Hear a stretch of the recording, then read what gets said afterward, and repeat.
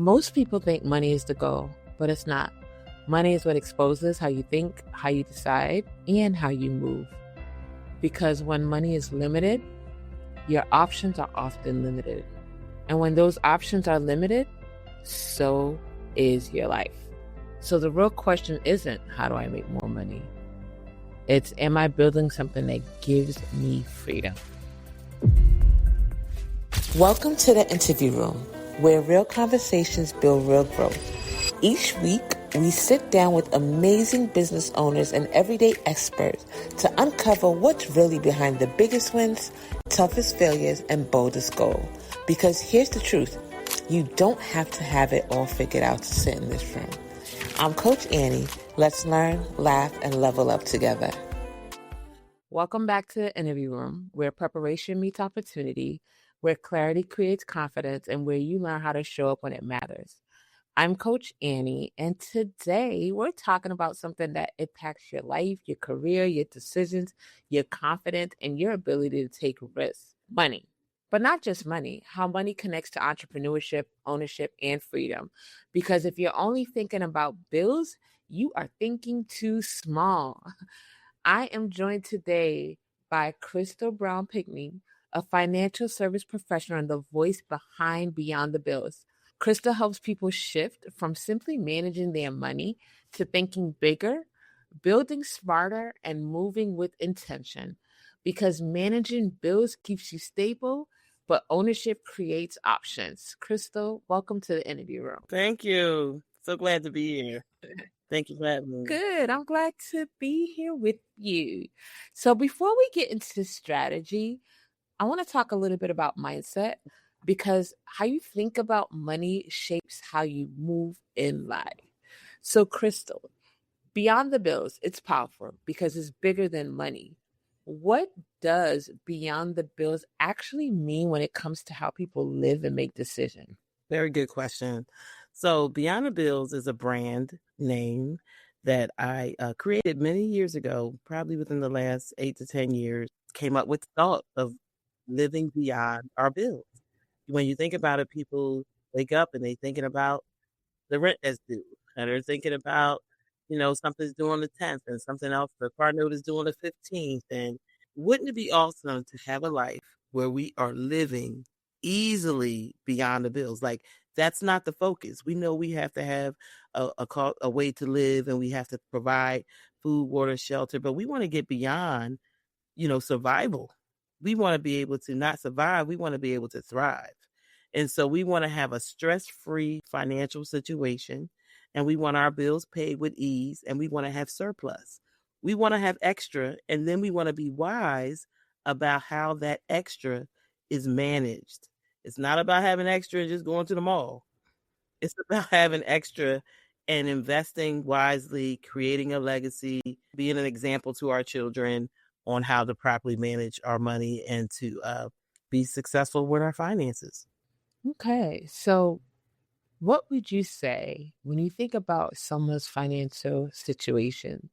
How does their decision influence, how does making decisions about money influence their career, their relationships, or even opportunities they go after? How does money influence? Well, I think we got to take it all the way back, Coach Annie, to when we grew up as kids. There's a mental and a psychological side to money. How did we view money? Did we come from a home where, we grew up hearing money don't grow on trees? And, well, who do you think I am? The bank, and different things that our parents may have said to us. And they're being honest. They're telling us what they can and cannot do.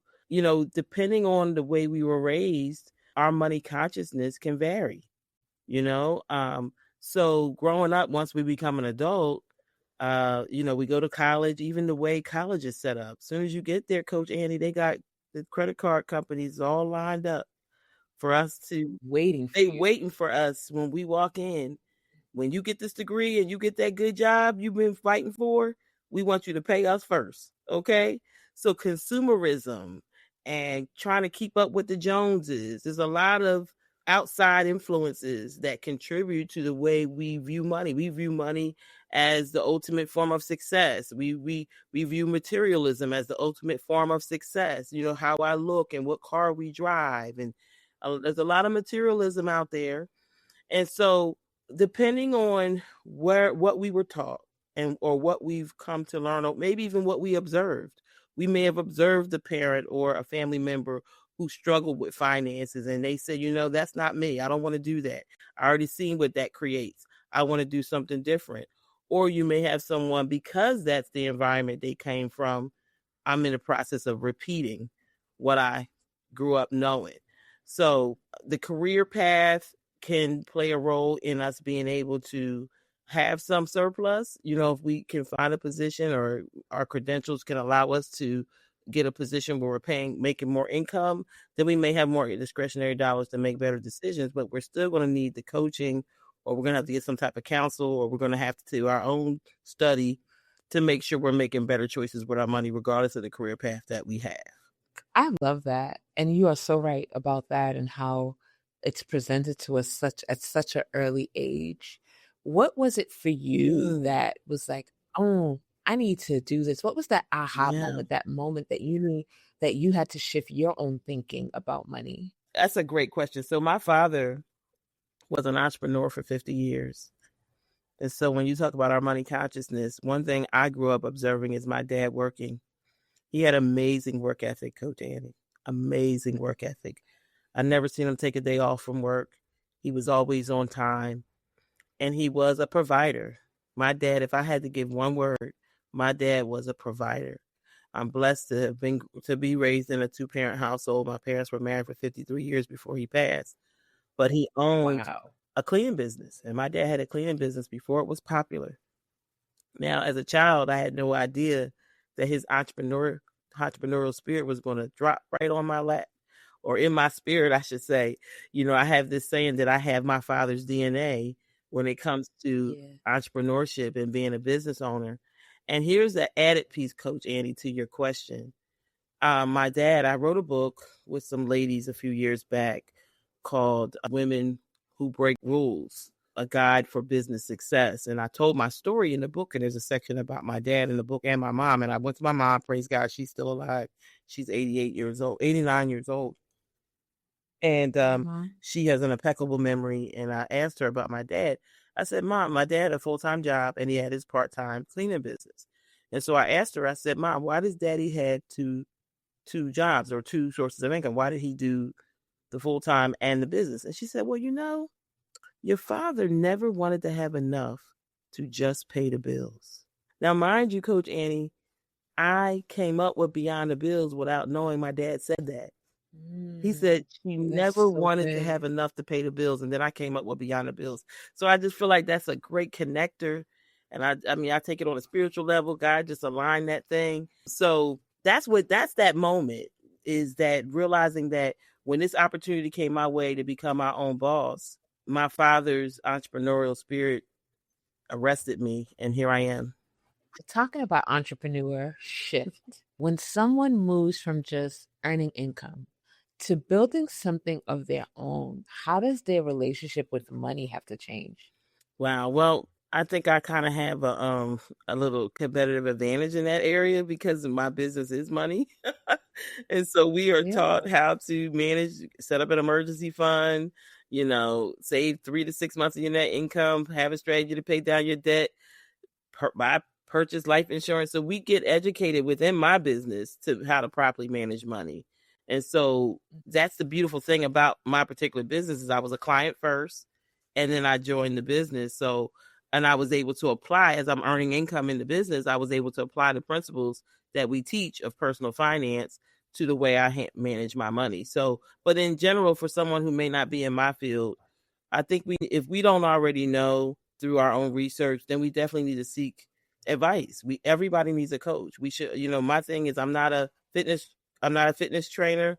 And if I want to lose weight, I need to go to someone who knows that area and get some tips and some skills from those people. So if we're not a money person and we're now starting a business, You need an accountant. You want a financial advisor. You want someone to assist you. Everybody needs a coach, someone who's skilled, trained, and gifted in that area. Because sometimes we have blinders on. Sometimes we don't always see or have that money vision that we might need to have. Sometimes we get extra money and we don't have the disciplines that we need all the time. So having that professional involved can be a help to a general person. Yeah, I like that. And I like how you said, you got to find the expert in that industry and whatever field that is that you are desiring or whatever your goals are you're trying to reach. Mm-hmm. So if someone listening wants to start thinking beyond the bills and not just surviving, but actually building, what are 2 to 3 things they should start doing immediately? To handle their money, to become more financially strong? Is that what you're talking about? Yes. What are 2 practical steps that after they finish talking to us that they can do that would help them get ready? Okay. Well, first thing that people need to do is make sure they have proper life insurance. Some people may think, well, what does life insurance have to do with financial independence? Almost everything, because you and I are now breathing, right? We're inhaling and we're exhaling, but the next breath is not guaranteed. So the first thing, especially if we're a parent, especially if we have dependent children or a spouse, or if we own property, or if we're north of 25 years old or north of 28 years old, we're grown. We're going to want to make sure that we have some protection. The amount that you have may vary based on your age and your responsibilities, but we need to have proper protection. There's too many GoFundMe's, too many fish fries, too many people passing hats and trying to cover that. So the first step to financial security is protection, because you take care of your family. If you're buying a house, you're not going to have the funds to pay that house off if you're not here.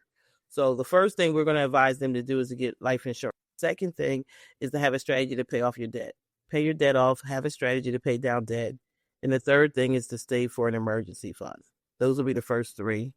Okay. And then we will go down the road for long-term investing. Those are some real good gems. And I just want people to get that because you said that quick. Repeat those three gems again for me. Okay. First thing, protect yourself, life insurance. You are your family's greatest asset. So purchase proper quality life insurance. That's 1. Number 2, have a strategy to pay your debt off. Get with a financial person. And if you have debt, let's come up with a strategy and set up a debt freedom date, because we're not supposed to stay in debt all of our life. We should have a strategy to pay our debt off. That's number 2. Number 3 is have an emergency fund. Tomorrow, our income could be what it is today. It doesn't have to be that tomorrow. So we need 3 to 6 months of our income set aside for emergencies. That's step 3. So I only make $25,000, Crystal. How can I save? How can I save? And my rent is like almost 40%. Okay. And I'm at the place where I just, I don't feel like I have a lot of money. What do we say to that listener that's thinking that? 2 things. Number 1, we need to do a budget. That B word that people don't like. We have to find out where all the money is going, and you want to be very clear about that. We got apps on our phone. We got cable TV. We have, things that are entertaining, but they're not long-term productive for our financial security. So we have to take an assessment. Are there some things, what can I cut back on? You got to lower your expenses. Let's lower the expenses by 10%. We could free up $100 a month. And I can also help someone save for as little as $25 a month. I personally, my organization, we can help you save. And I would prefer to say $1 a day. That's 30 days in a month. We all should be able to save $1 a day. And if we really cannot, guess what we need to do? Increase our income. So we need another source of income. So we don't have to settle for just a $25,000 a year job. I have an opportunity. I could definitely offer you what I do, but I can also recommend you to just out. There's tons of part-time opportunities, whether it's we got part-time jobs, but there's also part-time businesses. And you just have to find, you might even have a gift or a skill that you haven't tapped into yet. Launch that business, get out there. But they definitely keep pursuing other opportunities for employment, because you don't want to stay in that space if that amount of income is not enough, So go that route as well. But you got to kind of like have a lot of plates spinning, have several things in place that you're striving to do.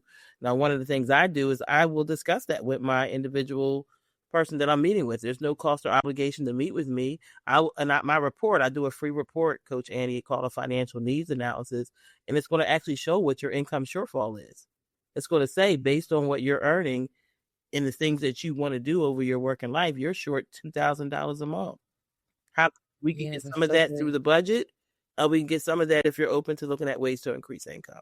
I love that what your company's doing, because I think that is so good. I think you do need that. And I think one of the beliefs or lives that I heard is, I don't make enough money. And it's like, no matter what type of money you make, you should always be talking to someone to help grow. Right. So even if you are at making 25,000, in order to grow, you want to partner or talk with someone or connect with someone like you who has that opportunity to help. Yes.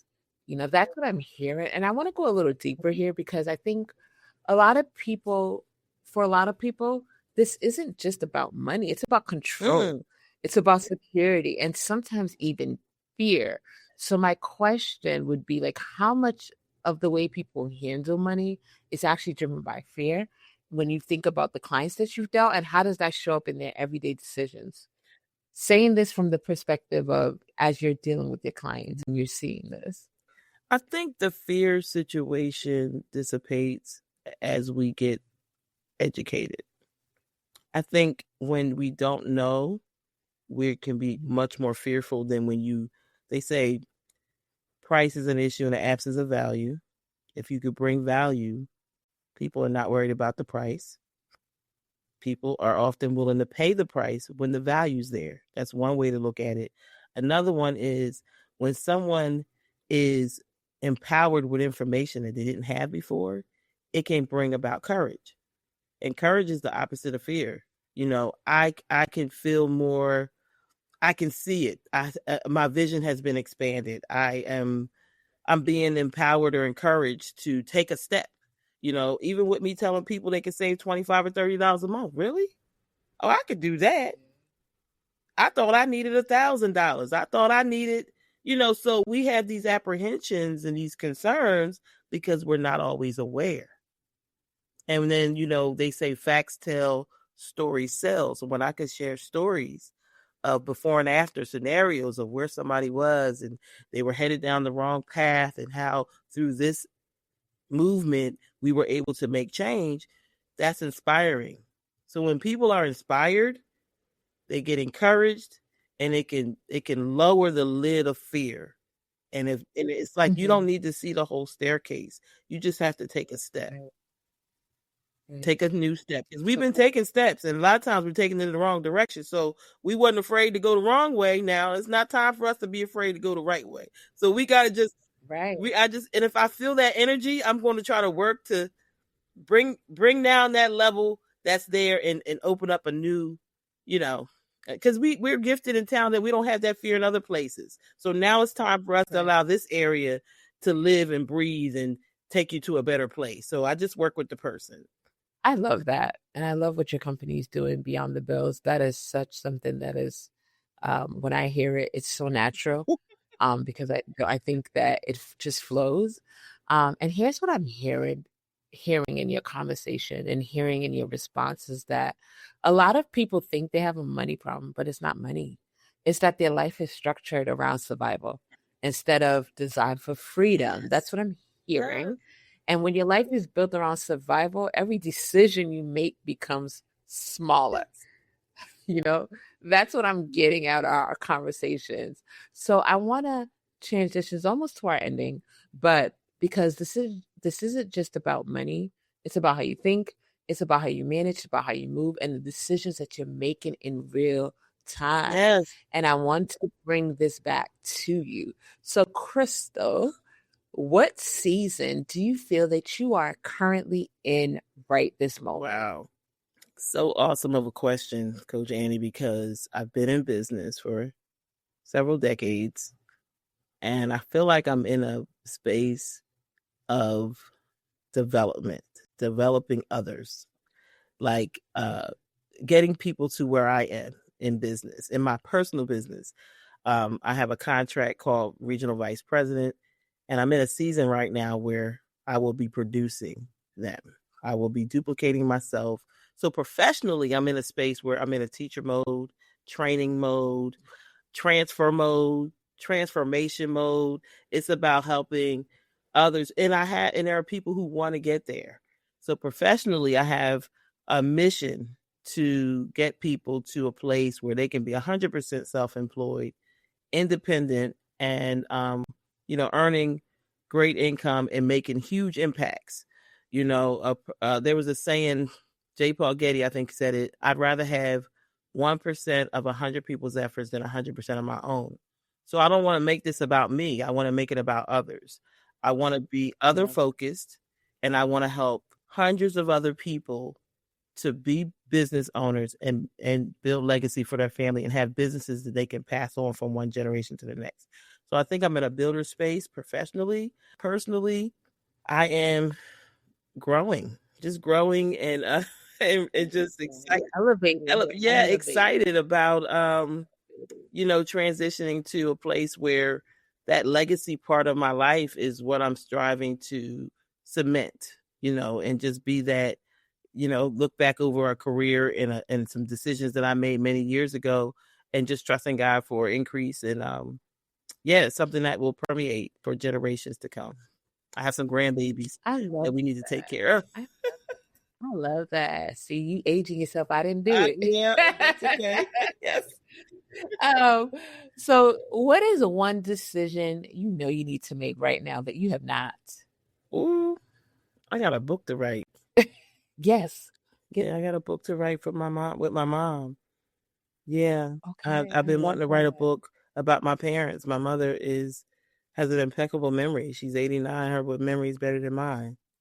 And she has a lot to share and a lot to say and a lot to give. She's still teaching Sunday school, Coach Annie. Yes, she is. Love behind that. the Zoom, getting it in, okay? So, yeah, I do have some book-related things that I wrote. One book, it was a combination book, but this will be my first book that I'm writing 100% myself. So that's something that I need to get done by the grace of God. I prayerfully the second half of 2026, we will begin the process where I'll be documenting what I need to document, and prayerfully 2027, the book will come out. So you guys are hearing this first. I asked this question on purpose because we want to, as we share insights with our guests, we always want our guests to know that we're real people. Exactly. Too. We have moments of things that we need to get done that we have not. And so you heard it first, 2027, there should be a new release. We should see the advertising start by the end of 2026 for Crystal's book. And we're not going to say hopefully. We're going to say she's going to get it done. We're going to encourage her to get it done. And then how do you want to show up, Crystal, in your next room? When you think about this season of growing, this season of, exploring new opportunities and book writing and stepping into your own still, even after so many years in the building, there's still more room for you to step into you.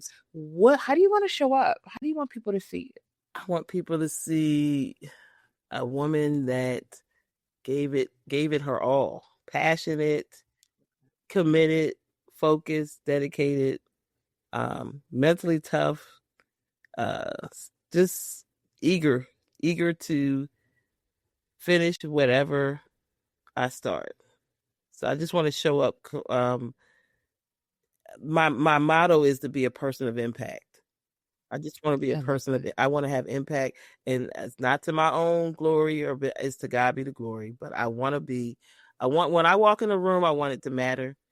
When I walk in a room, I want to make a difference. When I walk in a room, I want other lives to be better. So, personally, I love that. Yeah. I love that. Crystal, first, before I even say anything, for the guest that's listening, for the person that's like, hey, I want to connect with Crystal. I want to learn more about Beyond the Bills. I want to just know what you're doing. How can we find you? Yes, well, you can find me on social media.